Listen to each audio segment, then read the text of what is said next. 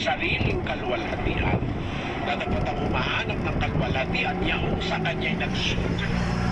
Ang gayon ay totoo at sa kanya'y walang kalikuan. So sa aral mo makikita, kapatid, makikilala mo sa turo. Baka nagturo yung sugo, hindi mula sa sarili. Paano mo alam na hindi mula sa sarili? Binabasa sa Biblia.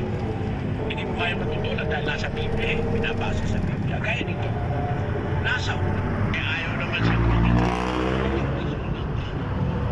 So wala na akong sagutin pagkatapos kong sabihin. Basta ang tungkulin ko sabihin yung nasa Biblia. Kung ayaw mong sumunod, bahala ka. Pero kung gusto mong sumunod, magiging dapat ka sa Diyos. Pero kung ayaw mong sumunod, kahit pa sinabi ko na, wala na akong sagutin. Hindi ko nasasagutin ang dugo ng sino mang nakinig sa akin. Kundi, nailigtas ko yung aking kaluluwa sa pananagutan sa kapwa. Kailangan sabihin ko. Alam niyo yung pangangaral, hindi naman basta marunong ka magbasa, okay na, mangaral ka na. Hindi ganun. Unang-una, kapatid, yung sinuunan nyo, sinasabi ni Kristo yun sa 3:34 ng buwan. Sapagkat ang sinugo ng Diyos ay nagsasalita ng mga salita ng Diyos. Pagka sinuunan nyo, nagsasalita yun ng salita ng Diyos. Kaya pagka nangangaral yung sugo, salita ng Diyos ang sinasabi. Pagkasalita ng Diyos, siyempre binabasa. Kaya ang sabi sa Biblia, sa 3 ng Apocalipsis, kapatid nila niya, Mapalad ang bumabasa at ang nakikinig ng mga salita ng bula at tumutupad ng mga bagay na nangasusulat doon sapagkat ang panahon ay malapit na. kaya kung sugo ng Diyos, ang ginagawa ngayon, hindi dapat nagbabasa. Kasi nakasulat din sa salita ng Diyos. Pero kung nagkukwento ka lang, kung ano pinagsasabi mo, wala ka nung binabasa ang talata, makakalata mo hindi sugo ng Diyos yun. Kasi sabi ni Kristo, sa 7:17-18 ng buwan, ganito. Kung ang sino ang tao ay nag-ibig gumawa ng kanyang kalooban, ay makikilala niya ang turo kung ito'y sa Diyos o kung ako'y nagsasalita na mula sa aking sarili. Ang nagsasalita ng saga ng kanyang sarili, humahanap ng kanyang sariling kaluwalhatian.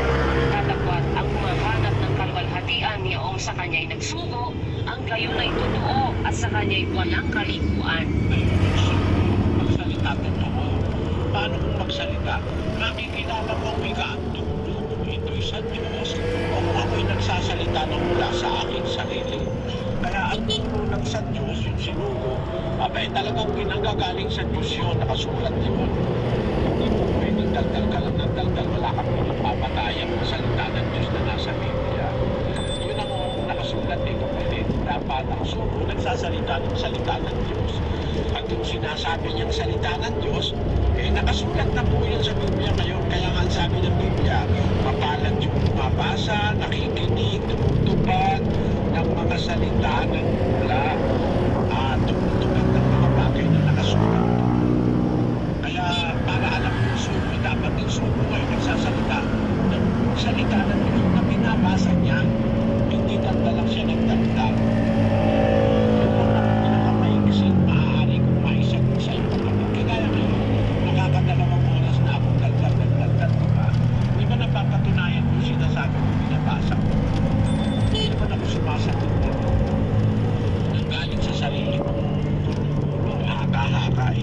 Ang sinasagot ko sa iyo, yung pinabasa ko, gaya ng tanong mo, paano malalaman kung sino sinugo ng Diyos?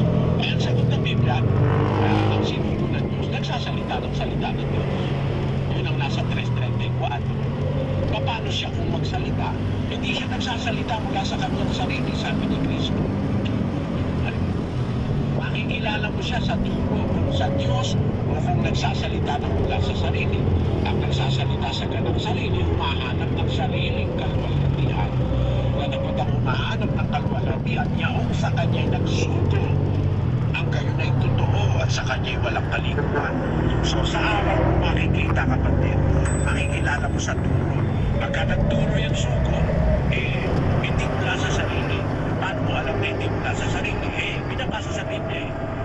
Hindi mo kaya matutunan dahil nasa Biblia. Binabasa sa Biblia. Kaya nito, nasa unang Timoteo 2:9, pakinggan.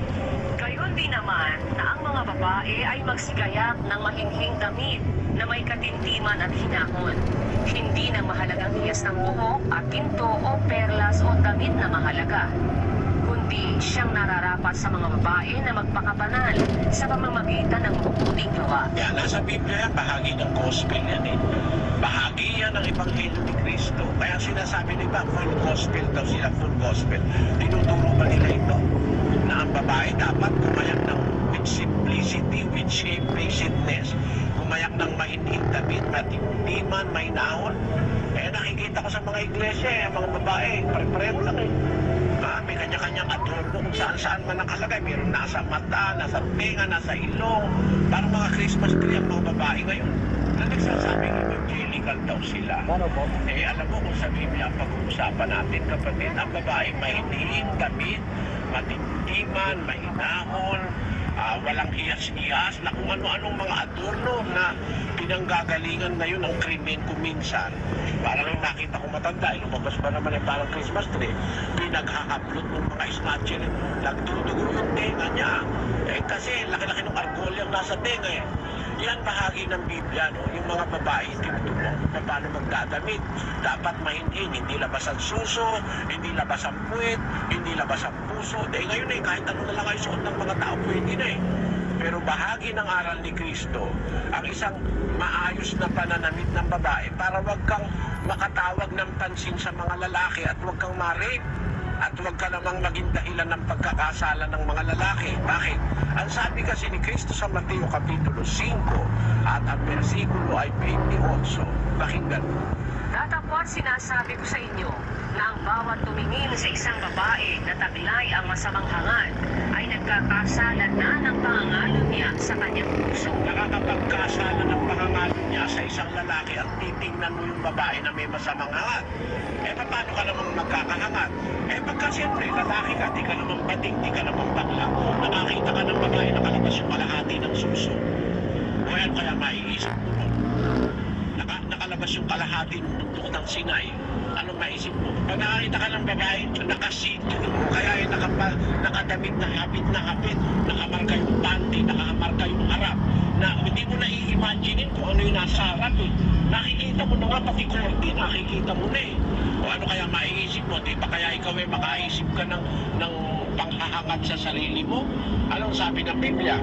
Ang bawat lalaking tumingin sa babae taglay ang masamang hangad sa puso, nagkakasala na ng pangangalo niya. Kaya anong sabi ni San Pedro? Ikalawang Pedro 2:14, ganito nakasulat.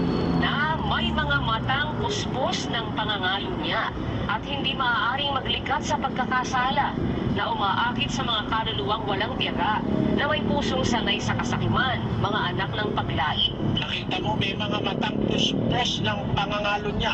Kaya tuloy yung mga lalaki, napupuspos yung mata ng pangangalo niya dahil magsasawa ka talaga eh. Pumunta ka lang sa SM, ako nandun lang ko sa may gate eh, dahil naabangan ko yung driver ko, may pinabili ko sa labas. Eh doon kami sa may pasukan ng SM doon sa San Fernando, Pampanga. Nakapark kami doon sa mismong harap na harap. May makikita mo, may papasok. Merong nakalabas ang pusod, tapos sa ibaba ng pusod may tato. Tapos yung suot-suot niyang palda, hindi na yata palda yun eh. Shorts na mahigit lang isang dangkal eh. Talagang nakalabas na lahat. Eh, gano'n, maraming nakikita ko gano'n. Naku, pumunta ako sa Amerika, lalo na. Dito pala, hindi na short ang suot ng iba. Talagang yung tupis na maliit na lang gano'n. Nakikita mo na nga yung buhok eh. Nakikita mo na ang buhok. Eh kung ikaw ngayon lalaking, wala kang aral ni Kristo, hindi mo alam yung aral, ano mapapag-iisip mo dahil sa nakikita mo? Hindi mo display na lahat ng katawan ng mga babae. Naglalakad sa kalsada. Naglalakad. Pagkalbawa, maglakad ka. Kaya nga sabi ko doon sa mga kasama ko rito, pagka naglalakad kayo, diretso lang ang tingin kasi pagka tumihig ka, kung ano-ano maiisip mo katartaduhan eh, dahil sa kung ano-ano na nga. Tapos dito pala, hindi na nag-uutil ang mga tao. Pagka gustong maglingkisan sa daan na. Sa daan, hindi na sila nahihiya. Sabi ko, iba kultura rito. Eh, kung sa Pilipinas pala ako eh. Kaya nung pinatignan ko yung insidente ng rape, mas mataas ang rape case dito kaysa sa atin. Kaya sabi ko sa loob, kasalanan nilang ma-rape sila. May i-display mo naman lahat ng pwede mo i-display din. Mga lalaki, natutulog yung kanilang damdamin ni naging mo. Eh, yun ang ibig ko sabihin. Kung ang isang religiyon talagang sa Diyos, Pati yung sinasabi sa Biblia, lahat-lahat yun. Kahit para sa iba'y walang kwenta, dapat sabihin mo. Kasi ang sinugo ng Diyos, nagsasalita ng salita ng Diyos. O paano yun? Sabi ng Diyos, pati damit, may aral ang Diyos, pati damit. Pati yung isusuot mong damit, may aral. Dapat kung babae, mahining damit, matimtiman, mahinahon. Tanong mo lang sa sarili mo, kapatid. O tanong nyo, tinuturo ba sa Katoliko yan? Tanong nyo sa sarili nyo. Huwag kayong magalit sa akin. Nasa Biblia yan eh. Sa Biblia Katoliko, sa Biblia Protestante, sa lahat ng Biblia, nandun yan. Para maintindihan nyo lang ibig kong sabihin, ang aral ng Diyos sinasabi at binabasa. Kung ang isang mangaral sinugo ng Diyos, lahat ng aral ng Diyos sasabihin niya, wala siyang ipabawas. Kasahin natin ang 26:2 ng Jeremias. Ganito ang sabi ng Panginoon, tumayo ka sa looban ng bahay ng Panginoon at salitain mo sa lahat ng bayan ng Huda na nagsisiparoon upang magsisamba sa bahay ng Panginoon ang lahat na salita na iniutos ko sa iyo upang salitain sa kanila. Huwag kang magbawas ng kahit isang salita. O, bawal kang bawasan kahit isang salita, hindi papangaral mo lahat. Halimbawa, kahit ito sinasabi sa 22:5, pakibasa mo nga yan, kapatid na Luz. Ang babae ay huwag mananamit ng nauukol sa lalaki, ni ang lalaki ay magsusuot ng pananamit ng babae, sapagkat sino mang gumagawa ng mga bagay na ito ay karumal-dumal sa Panginoon mong Diyos. Sa mo, di ba aral ng Diyos yan? Tinuturo ba yan sa inyo, mga kababayan? Na yung babae, huwag mananamit ng panlalaki, yung lalaki naman, huwag mananamit ng panbabae, kasi ang gumagawa nito, karumal-dumal. Nakakamuhi. Nagagalit ang Diyos sa gano'n. Ayaw tayo sumunod. Yan nasa Biblia, kapatid. Tinuturo ba yan sa mga relihiyon nyo? Sinabi ba ng boy, makayon man na babae ay huwag kayo masyado manakalempo. Meron bang gano'n? Wala nun eh. Kahit ano gawin mo, pwede ka. Masama ang nagiging resulta niyan, kapatid. Kaya masasabi ko sa iyo, no, kapatid na Luis, makinig ka nung doktrinang ipinangangaral namin na nakasulat sa Biblia. Malalaman mo kung meron na nga sugo at Diyos ngayon kung wala. Huwag kang aanig kung ayaw mo sa aming umanib. Palagay mo, hindi kami karapat dapat pagtiwalaan. Makinig ka lang. Kasi ang babasahin ko yung nasa Biblia. Hindi naman binabasa ng iba yun eh. Natiti ako, hindi binabasa na iba yun. Kasi pagka mahigpit na yung aral, ayaw na nila basahin. Kasi hindi aanib ang tao sa kanila eh. Ako ano, pakialam ko kung ayaw yung umanib. Kayo bahala. Kung ayaw yung umanib, pero kung maka-Diyos ka talaga at may takot ka sa Diyos, aanib ka eh. Pero kung ayaw yung umanib, basta ako babasahin ko yung aral ng Diyos. Pag ayaw mong tanggapin, bahala ka sa sarili mo. Wala na akong sakong din. Basahin natin ang 3:18 ng Ezekiel. Pagka aking sinabi sa masama, ikaw ay walang pagsalang mamamatay at hindi mo pinagpaunahan siya o nagsasalita ka man upang hikayatin ang masama mula sa kanyang masamang lakad upang iligtas ang kanyang buhay. Ang gayong masama.